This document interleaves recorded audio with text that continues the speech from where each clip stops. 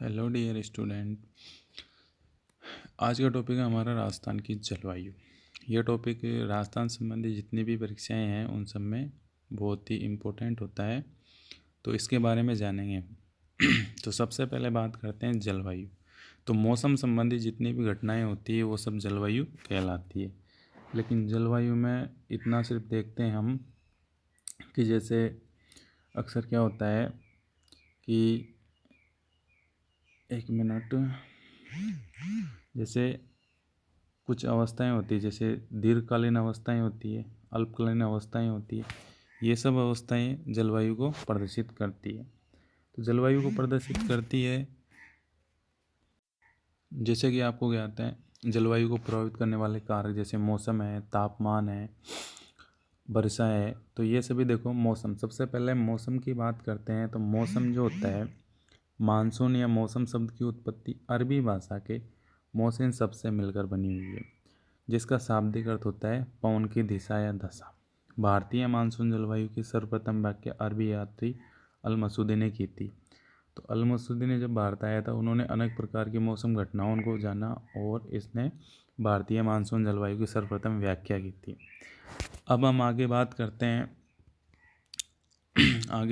हैं जलवायु के आधार पर मानसून की ऋतुएं। तो जलवायु के आधार पर मानसून की, जैसे आपको क्या था, 3 ऋतुएं होती है, जिसमें से 3 ऋतुएं कौन कौन सी होती है उन सब के बारे में जानेंगे। सबसे पहले बात करते हैं ग्रीष्म ऋतु, वर्षा ऋतु, शीत ऋतु। तो जैसे कि मैंने इसमें अच्छे से समझाया है कि सबसे पहले बात करें हम ग्रीष्म ऋतु की अवधि, ग्रीष्म ऋतु का महीना, ग्रीष्म ऋतु में जिला, स्थान और इसकी विशेषता। तो सबसे पहले बात करते हैं ग्रीष्म ऋतु का अवधि जो होती है मार्च से लेकर मध्य जून तक होती है। मार्च से लेकर मध्य जून तक होती है। इसके बाद में महीना जो होता है, सबसे अधिक गर्मी पड़ती है जून माह में। और जिला कौन सा था? चूरू। अब चूरू के बारे में बात करते हैं कि सबसे अधिक गर्म स्थान वो होता है फलोदी, जो जोधपुर में स्थित है। इसके बाद में विशेषता लू, यानी आपको पता है गर्मियों के अंदर जो धूल भरी आंधियाँ चलती है, गर्म हवाएं चलती हैं, उन्हें लू कहते हैं। और इन स्थानों पर यानी ग्रीष्म ऋतु में आर्द्रता यानी नमी की मात्रा बिल्कुल ही कम होती है, यानी हवाएं शुष्क होती है, गर्म हवाएं होती है। तो ये हमने ग्रीष्म ऋतु की बात की। अब हम आगे बात करते हैं वर्षा ऋतु की।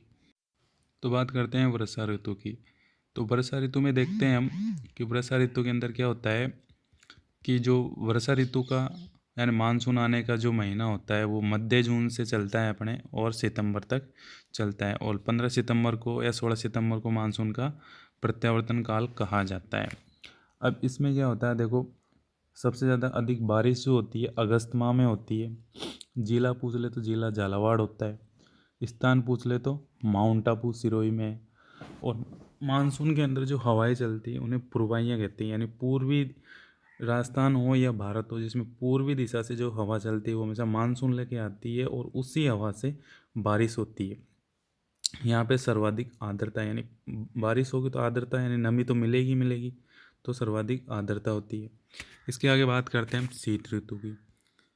तो भैया शीत ऋतु की बात करते हैं। शीत ऋतु मध्य नवंबर से और फरवरी तक शीत ऋतु चलती है। सबसे अधिक बात करते हैं जनवरी माह में। स्थान कौन सा है? सबसे ठंडा जिला और सबसे गर्म जिला चूरू है, ध्यान रखना है, इंपॉर्टेंट बात। सबसे ठंडा स्थान की बात करते हैं माउंट आबू। अब इसकी विशेषता करते हैं कि शीत ऋतु में होने वाली जो वर्षा होती है शीत लहर के द्वारा होती है, उसे माउट कहते हैं। और इस वर्षा को गोल्डन ड्रॉप्स जो गेहूं की खेती के लिए इम्पोर्टेंट होती है, और जीरे की खेती के लिए हानिकारक होती है। तो ये हमने ऋतुओं की बात की थी, आपको समझ में आ गया होगा।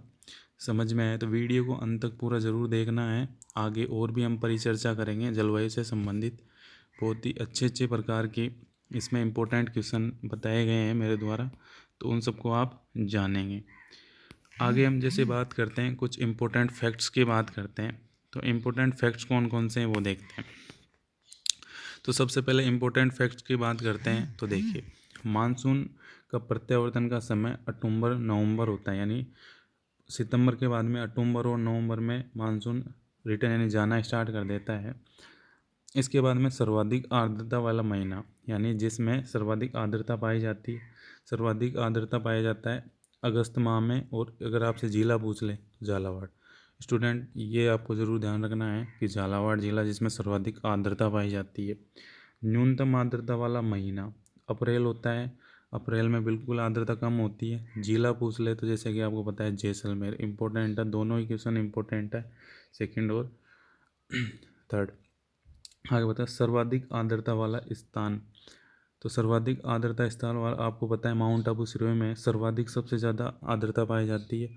और न्यूनतम आर्द्रता वाला स्थान है समक्षेत्र जैसलमेर, जहाँ पे बात करते हैं 0.25 सेंटीमीटर वर्षा होती है, यानी वर्षा बहुत ही कम होती है यहाँ पे, इसलिए ये। और वनस्पति का अभाव भी है यहाँ पे, मरुस्थलीय क्षेत्र है। और जबकि आपको पता है एक हाल ही में जो राजस्थान पुलिस की 18 में भर्ती हुई थी, उसमें क्वेश्चन पूछा गया था कि भैया कि माउंट आबू में सर्वाधिक वर्षा होती है लेकिन क्यों, क्यों का कारण पता नहीं है। तो माउंट आबू में सर्वाधिक वर्षा इसलिए होती है क्योंकि वो क्षेत्र अधिक ऊंचाई पे स्थित है, इसी कारण माउंट आबू में सर्वाधिक वर्षा होती है।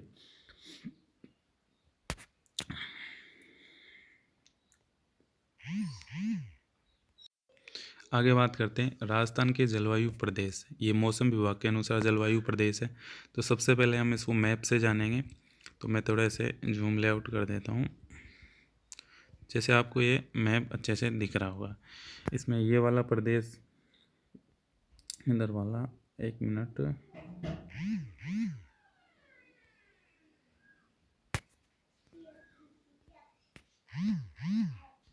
ये मौसम विभाग के दर्शाए अनुसार मैप है। तो इसमें देखते हैं क्या होता है कि बिल्कुल कोपेन के वर्गीकरण से पहले मौसम विभाग ने अपना वर्गीकरण किया था। तो किस प्रकार से अपना वर्गीकरण किया था वो हम देखेंगे। तो वर्गीकरण किस प्रकार, राजस्थान के जलवायु प्रदेश मौसम विभाग के अनुसार है। तो सबसे पहले हम बात करते हैं शुष्क जलवायु प्रदेश की। तो शुष्क जलवायु प्रदेश की बात करते हैं तो शुष्क जलवायु प्रदेश का प्रतिनिधित्व करता है जैसलमेर जिला। और ये जो क्षेत्र है ये अपने 10 सेंटीमीटर रेखा से 25 सेंटीमीटर वर्षा रेखा के मध्य का स्थान है। ये आप देख रहे हो शुष्क यानी मरुस्थलीय एरिया है। तो शुष्क की बात करते हैं तो इसमें देखिए क्या होता है कि 10 से 20 सेंटीमीटर तो वर्षा होती है। ग्रीष्म ऋतु में 40 से 45 डिग्री तापमान होते हैं और शरद ऋतु में बहुत ही कम यानी 0 से 8 डिग्री तक टेम्परेचर रहता है। और इस क्षेत्र का प्रतिनिधित्व जिला है जैसलमेर। आगे हम बात करते हैं डियर स्टूडेंट, वीडियो को पूरा देखना है, अंत तक देखना है, अभी तक बहुत इंपॉर्टेंट टॉपिक बचे हुए हैं। अब आगे बात करते हैं हम सेकंड नंबर की, यानी अर्धशुष्क जलवायु प्रदेश। अर्धशुष्क जलवायु प्रदेश के लिए हम बात करते हैं तो अर्धशुष्क जलवायु प्रदेश का प्रतिनिधित्व जोधपुर जिला करता है। और इसमें ये 25 सेंटीमीटर वर्षा रेखा से 50 सेंटीमीटर वर्षा रेखा के मध्य का क्षेत्र है। इसकी बात करते हैं, इसमें 20 से 40 सेंटीमीटर वर्षा होती है। और ग्रीष्म ऋतु में 36 से 42 डिग्री तक टेम्परेचर होता है। और शीत ऋतु में 10 से 17 डिग्री सेंटीग्रेड तक यहाँ पे तापमान रहता है। तो तापमान रहता है। इसके बाद में हम अगली बात करते हैं उप आर्द्र जलवायु प्रदेश। उप आर्द्र जलवायु प्रदेश की बात करते हैं तो उप आर्द्र जलवायु प्रदेश का प्रतिनिधित्व जयपुर जिला है। 50 सेंटीमीटर मिलीबार। और सॉरी, एक बात मैं आपको बताना भूल गया कि यहाँ पे 10 सेंटीमीटर वर्षा रेखा यानी जैसलमेर ज़िले से 997 मिलीबार रेखा गुजरती है। ये बहुत ही इम्पोर्टेंट है, कई बार प्रतियोगिता परीक्षाओं में पूछा गया सवाल है। इसके बाद में 25 सेंटीमीटर से 999 मिलीबार रेखा गुजरती है, जो जोधपुर के और बीकानेर के मध्य से गुजरती है। बिल्कुल। आगे बात करते हैं हम अगले क्षेत्र की बात करते हैं आर्द्र जलवायु प्रदेश। तो आर्द्र जलवायु ये पूर्वी राजस्थान है। तो इसका प्रतिनिधित्व है सवाई माधोपुर जिला करता है। अब इस क्षेत्र की बात करते हैं, यहाँ पे 40 सेंटीमीटर से 60 सेंटीमीटर वर्षा होती है। ग्रीष्म ऋतु में 28 से 30 डिग्री सेंटीग्रेड तापमान होता है। शीत ऋतु की बात करते हैं तो 12 से 18 डिग्री यहाँ पे तापमान होता है। तो 12 से 18 डिग्री यहाँ पे तापमान होता है, कम रहता है। और शीत ऋतु में 12 से 18 होता है। वर्षा अच्छी होती है। यह क्षेत्र बहुत ही इम्पोर्टेंट क्षेत्र है क्योंकि इस क्षेत्र में नदियाँ अधिक बेसिन है, ये उपजाऊ क्षेत्र भी है। और अधिकतर बात करते हैं आगे की हम बात करते हैं तो जो लास्ट वाला पार्ट बचा है वो बचा है हमारा अति आर्द्र जलवायु प्रदेश। इसका प्रतिनिधित्व झालावाड़ जिला करता है और यहाँ पे 18 से 40 सेंटीमीटर वर्षा होती है, 30 से 40 सेंटीमीटर और 12 से 18 डिग्री टेम्परेचर ग्रीष्म ऋतु में होती है। तो ये अगर मैप आपको समझ में नहीं आए तो कोई दिक्कत नहीं है, इसकी हम विस्तार से जानकारी नीचे देखेंगे। तो नीचे किस प्रकार से जानकारी, ये पूरी की पूरी चीज़ें मैं आपको बिल्कुल बाकायदा नोट्स के अंदर लिख के बताऊँगा। जैसे कि आपको दिख रहा होगा, पहला जो 1 नंबर पे दिया गया है शुष्क जलवायु प्रदेश, तो यहाँ पे पूरी की पूरी ग्रीष्म ऋतु में तापमान। और जैसे अन्य की बात करते हैं, अर्धशुष्क की बात करते हैं, उपाद्र जलवायु प्रदेश की बात करते हैं, आर्द्र जलवायु प्रदेश की बात करते हैं, आर्द्र जलवायु प्रदेश, अति आर्द्र जलवायु प्रदेश की बात करते हैं। तो विस्तार क्षेत्र इनका सबका दिया गया है, विशेषता वनस्पति सब दिया गया है। अब मेन मुद्दे की बात अब करते हैं। सबसे इम्पोर्टेंट अधिकांश जो पूछी जाती है वो होता है कोपेन का जलवायु, यानी जलवायु कितनी पढ़ लो लेकिन कोपेन नहीं पढ़ा तो जलवायु पढ़ने का कोई मतलब नहीं है। अधिकतर प्रश्न जो आता है कितने भी एग्जाम हो सब में कोपेन की जलवायु से बाहर का भी कोई क्वेश्चन किसी भी एग्जाम में पूछा नहीं जाता। तो आज हम कोपेन के बारे में जानेंगे विस्तार से। तो देखिए, सबसे पहले बात करते हैं कोपेन की जलवायु का वर्गीकरण। तो मैं पहले आपको एक कहानी के माध्यम से बात कर दूं कि कोपेन जो था एक जर्मनी वैज्ञानिक था और सन 1900 के अंदर वो राजस्थान के अंदर आया था और राजस्थान के अलग अलग क्षेत्रों में घूमा। मतलब अलग अलग क्षेत्रों में क्या, फर्स्ट में अगर बात करें तो वो इधर हनुमानगढ़ गंगानगर इस साइड में आया था। तो उन्होंने क्या है, मतलब किसी पार्क के अंदर जाके विश्राम करे तो वहाँ उनको बहुत सारी वनस्पति, तो उसने कोपेन ने अपने जलवायु का वर्गीकरण का आधार जो माना वो माना वनस्पति को। जब वनस्पति को अपना आधार माना तो उसने पूरे के पूरे जो वर्गीकरण किया वो वनस्पति को आधार मानकर कर दिया। लेकिन फर्स्ट टाइम वो जो वर्गीकरण किया गया वो वनस्पति के आधार मानकर किया गया।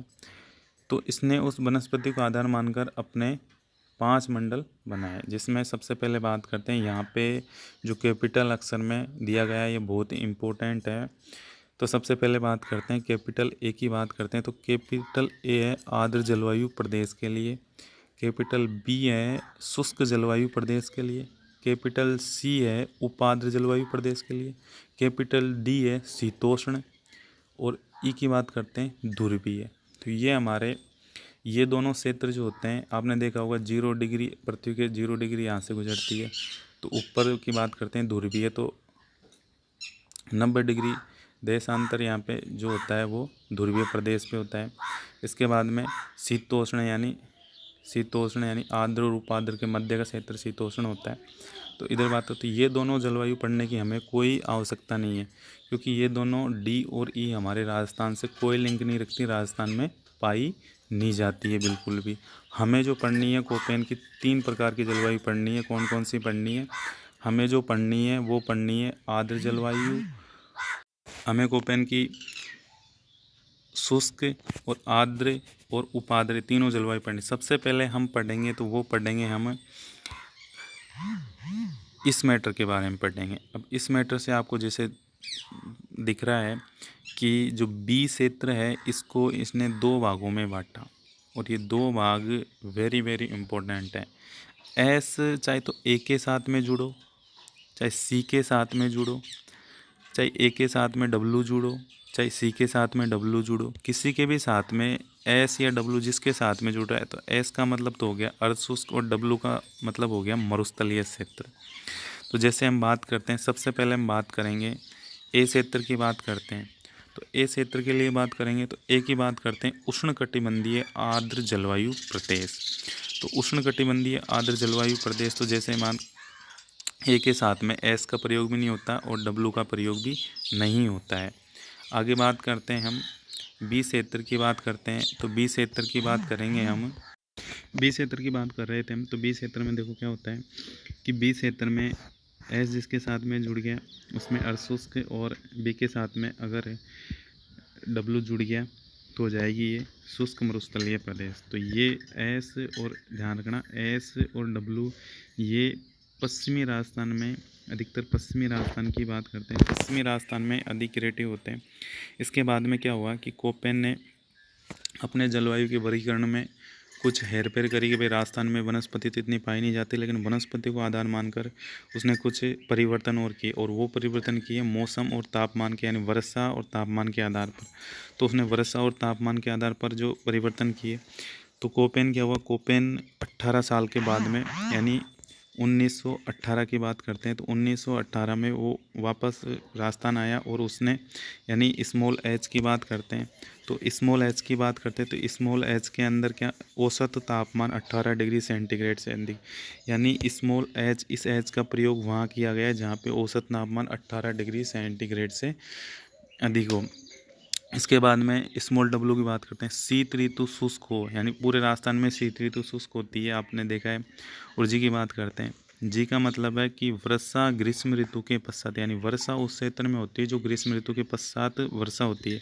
तो राजस्थान में जैसे पूर्वी राजस्थान की बात करते हैं, तो पूर्वी राजस्थान में अधिकतर वर्षा जो होती है ग्रीष्म ऋतु के पश्चात ही होती है, तो ग्रीष्म ऋतु के पश्चात होती है। तो डियर फ्रेंड्स, अगर यहाँ से समझ में नहीं आए तो कोई दिक्कत नहीं है आपको, ये मेरे द्वारा जो कोपेन का वर्गीकरण बताया, आपको किसी भी गाइड में इस प्रकार का वर्गीकरण नहीं मिलेगा आपको। तो देखते हैं आगे हम इसको मैप की सहायता से बहुत अच्छे से समझ सकते हैं। तो देखिए किस प्रकार से मैप की सहायता से इसको समझेंगे। तो मैप की सहायता से जब देखते हैं, तो सबसे पहले बात करते हैं, जैसे कि मैंने आपको बताया था, ए वाले क्षेत्र की बात करते हैं। तो ए वाले क्षेत्र में क्या होता है कि सबसे पहले बात करेंगे हम ए वाले क्षेत्र की बात करते हैं, तो ए वाला क्षेत्र जो होता है ये वाला क्षेत्र है, और इस वाले क्षेत्र की बात करते हैं तो यहाँ पे उष्णकटिबंधीय आर्द्र जलवायु। तो मैंने आपको बताया था कि ए का मतलब आर्द्र जलवायु मानना है आपको। अगर इनको ध्यान रख लिया तो यहाँ पे कोई दिक्कत नहीं होगी, आर्द्र जलवायु मानना। ए का मतलब आपको आर्द्र जलवायु ही मानना है, और उसी क्षेत्र को, ए जिस क्षेत्र को दर्शाता है जहाँ पे आर्द्र जलवायु पाई जाती है। तो आपको अच्छे से पता होगा कि राजस्थान के अंदर झालावाड़, बांसवाड़ा, इधर डूंगरपुर इस साइड में है, तो बांसवाड़ा में अधिक आर्द्रता पाई जाती है, इसलिए ये आर्द्र होता है। और आर्द्र होता है तो यहाँ पे इसकी प्रकार उष्णकटिबंधीय आर्द्र जलवायु पाई जाएगी। वनस्पति की बात करते हैं तो सवाना तुल्य वनस्पति यहाँ पे पाई जाती है। अब अगर बात करते हैं पश्चिमी राजस्थान की बात कर लेते हैं, तो पश्चिमी राजस्थान की बात करते हैं, तो पश्चिमी राजस्थान में देखिए सबसे पहले बात करते हैं हम इस 25 सेंटीमीटर वर्षा के इधर वाली बात करते थे, यहाँ पे BWHW, यानी BWHW का मतलब है उष्णकटिबंधीय मरुस्थलीय जलवायु प्रदेश, उष्णकटिबंधीय मरुस्थलीय जलवायु प्रदेश। यहाँ की हम अगर बात करते हैं वनस्पति, तो जीरोफाइटा पाई जाती है, जैसे केर है, डंडा थूर है, कैक्टस है, इस प्रकार की आक है, इस प्रकार की वनस्पतियाँ पाई जाती है। इसका प्रतिनिधित्व करता है बीकानेर जिला। इसके बाद में हम बात करते हैं बी वाले क्षेत्र की, तो बी वाले क्षेत्र की बात करेंगे तो देखिए BSHW ये वाला क्षेत्र हो गया, और इस क्षेत्र का प्रतिनिधित्व करता है नागौर डिस्ट्रिक्ट। इसके बाद में उष्णकटिबंधीय शुष्क जलवायु प्रदेश ये है BSHW है, और उष्णकटिबंधीय मरुस्थलीय जलवायु प्रदेश होता है BWHW। यहाँ पे स्टेपी तुल्य वनस्पतियाँ पाई जाती है। इसके बाद में हम अगले क्षेत्र की बात करते हैं, तो CWG का मतलब होता है उपाद्र। तो मैंने आपको जैसे आगे ऊपर बताया था कि भाई जिस प्रकार से हमने पहले देखा था, तो उसमें मैंने आपको ये बताया था कि सी का मतलब उपाद्र जलवायु होती है, और बी की मतलब शुष्क होती है, और सी का मतलब आर्द्र जलवायु होती है। तो सी यहाँ पे उपाद्र जलवायु के लिए है, और ये जो है सी जो होता है ये टोंक जिला इसका प्रतिनिधित्व करता है। तो ध्यान रखना प्रतिनिधित्व, यानी इसमें भरतपुर आएगा, करौली आएगा, धौलपुर आएगा, आपके टोंक आएगा, जयपुर आएगा, सवाई माधोपुर आएगा, और ये सबसे बड़ा जलवायु प्रदेश कहलाता है इसमें। बाकी मैंने आपको बताई दी, और इसमें सवाना इस प्रकार की अलग प्रकार की पतझड़ वनस्पतियाँ पाई जाती है, तो इनसे हमें इतना कोई वो भी नहीं है। आगे बात करें कोपेन का जलवायु वर्गीकरण, आपको अच्छे से समझ में आ गया, और जलवायु से प्रदेश से और भी कुछ अन्य बातें हम क्रिएट करते हैं। तो देखिए और भी अच्छी बातें जाने, आगे बात करते हैं हम कोपेन, जैसे व्लादिमीर कोपेन वनस्पति का आधार राजस्थान के 4 जलवायु प्रदेश, तो मैंने बता दिया आपको BWHW, BSHW, CWG और AW, ये चारों मैंने आपको हाल ही में बताया। ये देखिए ये मैंने आपको हाल ही में बताया। इसके बाद में थोर्नवेट का जलवायु वर्गीकरण। ये थोर्नवेट का जलवायु वर्गीकरण सिर्फ हमको गाइडों में मिलता है, कभी भी किसी प्रकार की एग्जाम में आज तक पूछा नहीं गया और पूछेगा भी नहीं, क्योंकि ये बिल्कुल कोपेन की कॉपी है। कोपेन ने जैसे किया वैसे इसने सिर्फ ये हुआ कि प्रतिनिधित्व जिले इसने अलग मान लिए, बाकी कुछ नहीं है। अगर आपको एक ही बात ध्यान रखनी है डियर स्टूडेंट की, अगर कोपेन इसका थोर्नवेट का जलवायु वर्गीकरण पूछता है तो आपको सिर्फ एक ही बात ध्यान रखनी है कि जिस जलवायु प्रदेश के साथ में थोर्नवेट के जलवायु प्रदेश के साथ में यहाँ पे कोमा आपको प्रत्येक में कोमा दिखाई देगा कि कोमा जिसके साथ में हो ABCD, जबकि आपको पता है कि कोपेन तो चलाता ABCD चलाता, और जबकि थोर्नवेट चलता है EDC। जैसे थोर्नवेट उल्टा चला है, कोमा हमेशा थोर्नवेट के साथ ही होता है। तो ये हमको ध्यान रखना है, बाकी इसमें हमको कोई और विशेष जानकारी ध्यान नहीं रखनी है, क्योंकि थोर्नवेट का आज तक किसी भी एग्जाम में किसी प्रकार का इस प्रकार का क्वेश्चन पूछा नहीं गया। अधिकतर चांसेस क्वेश्चन आने के होते हैं वो कोपेन के वर्गीकरण से ज़्यादा आने के होते हैं। तो कोपेन के वर्गीकरण से ज़्यादा क्वेश्चन आने के लिए होता है। आगे थोर्नवेट ये मैंने आपको बता दिया, इसने भी चार जैसे उसने के कोपेन का बिल्कुल कॉपी की है। तो देखिए अब राजस्थान में मानसून की प्रक्रिया ये बहुत इंपॉर्टेंट है, इसके बारे में हम थोड़ा जान लेते हैं। तो मानसून की प्रक्रिया के बारे में थोड़ा अच्छे से विस्तार से जानेंगे, तो अच्छे से विस्तार से जानते हैं। देखो सबसे पहले राजस्थान में मानसून की प्रक्रिया। राजस्थान में ग्रीष्म ऋतु में दक्षिणी पश्चिमी मानसून की 2 शाखाएं प्रवेश करती है। ग्रीष्म ऋतु के अंदर राजस्थान के अंदर दो शाखाएं प्रवेश करती है। तो 2 शाखाएं कौन कौन सी वो देखते हैं। सबसे पहले बात करते हैं, आपको पता ही है, एक तो अरब सागरीय होती है और एक बंगाल की खाड़ी। सबसे पहले हम अरब सागरीय शाखा की बात करते हैं। राजस्थान में सर्वप्रथम बांसवाड़ा जिले से, ध्यान रखें, बांसवाड़ा जिले से प्रवेश करती है, इसलिए राजस्थान में मानसून का प्रवेश द्वार बांसवाड़ा को ही कहा जाता है। आगे बात करते हैं, इस शाखा से राजस्थान में बांसवाड़ा, डूंगरपुर, उदयपुर तथा सिरोही में 10% यानी पूरी वर्षा की 10%, कौन सी अरब सागरीय शाखा से 10% वर्षा होती है। और अरब सागरीय मानसून की सर्वाधिक ठहराव तथा सर्वाधिक सक्रियता सिरोही जिले में होती है, क्योंकि आपको पता है सबसे ज़्यादा अधिक वर्षा जो होती है हमारे सिरोही, माउंट आबू सिरोही में होती है। माउंट आबू सिरोही के अंदर ही होती है अधिकांश वर्षा। जैसे कि इसमें देखते हैं हम, तो बात करते हैं अरब सागरीय जो शाखा होती है, इसका मतलब राजस्थान के अंदर, राजस्थान में दिशा जो होती है दक्षिणी पश्चिमी से उत्तर पूर्व तक होती है। अरब सागरीय मानसून की राजस्थान में दिशा दक्षिण पश्चिम से उत्तर पूर्व तो होती है, ये ध्यान रखें आपको। इसके बाद में अरब सागरीय मानसून पश्चिमी राजस्थान में वर्षा नहीं करता है, पश्चिमी राजस्थान बिल्कुल सूखा होता है।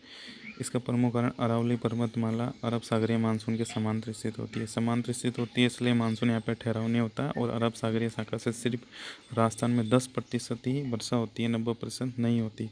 अब आगे हम बात करते हैं बंगाल की खाड़ी की। तो बंगाल की खाड़ी की बात करते हैं, तो बंगाल की खाड़ी में देखिए सबसे पहले दक्षिण पश्चिमी मानसून की बंगाल की खाड़ी की शाखा को स्थानीय भाषा में पूर्वीय कहा जाता है। पूर्वी राजस्थान में जो वर्षा होती है और इससे लगभग 90% वर्षा इसी शाखा से होती है। जिले की बात करते हैं तो पूर्वी राजस्थान होता है, इसमें दक्षिण पूर्वी राजस्थान की उत्तर पश्चिम, इसकी दिशा दक्षिण पश्चिम से उत्तर। इस शाखा से मरुस्थल में वर्षा कम होती है, इसका प्रमुख कारण अरावली में वृष्टि छाया प्रदेश के होती है। इसी प्रकार ये हमने आज जलवायु की बात की, और अगर आपको पसंद आए तो लाइक शेयर कमेंट ज़रूर करिएगा, और आगे कमेंट ज़रूर करिएगा कि क्या समझ में नहीं आया, और इससे संबंधित क्वेश्चनों के बारे में कुछ भी आप जानकारी प्राप्त कर सकते हो। धन्यवाद।